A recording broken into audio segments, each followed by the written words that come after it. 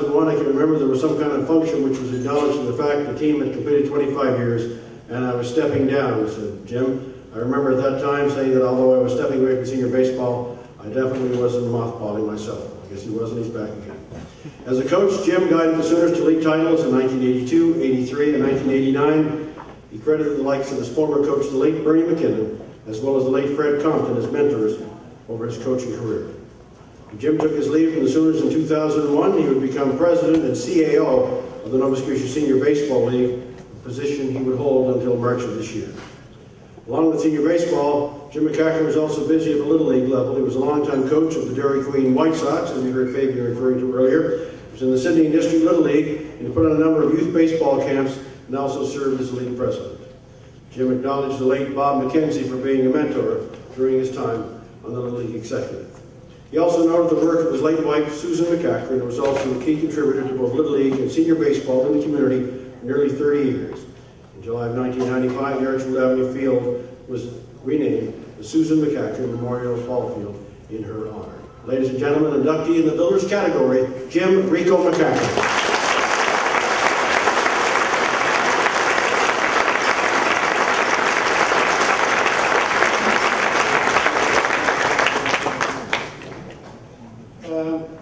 I'll be very brief. I know David suggested that we weren't going to move things along too quickly tonight because of the Detroit game, but if you'll notice, I have my Detroit tie on, and I'm kind of anxious to find out how we're doing tonight against Pittsburgh. So my comments will be brief. With your indulgence, I would like to take just a moment to offer some important thank yous to the Cape Breton Sports Heritage Awards Committee and their chairperson, Carol Miller.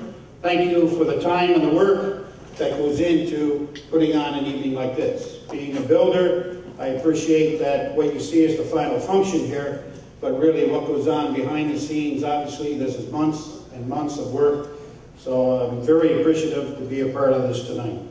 Also, I would like to thank the selection committee for seeing fit to enter me into the hall, greatly appreciated.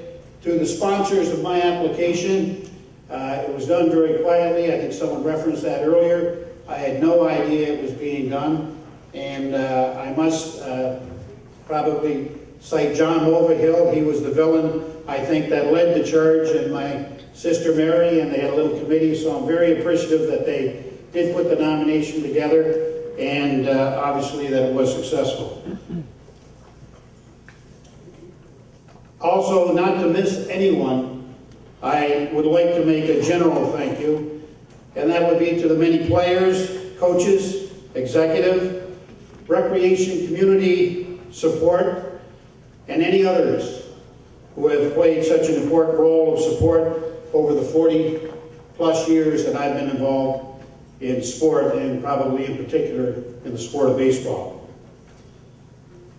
As I reflect back over those 40+ years of participation in the sport of baseball and also recreation programming, I feel so fortunate to have been involved for so many years, but more importantly, to have had the opportunity to work and play with so many great people. And a lot of those great people are here in the hall tonight.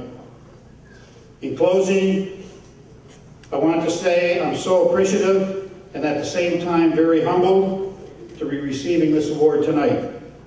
However, what is so very satisfying, and I think Lauren referenced it earlier, is that I'm being acknowledged for doing something that I've had such a love for and I've enjoyed so much over my entire career. My family is here, there are a number of friends. I thank you for being here, and I thank you all for being here tonight. I'm so very grateful for the award, and again, I thank the organizing committee. Thank you.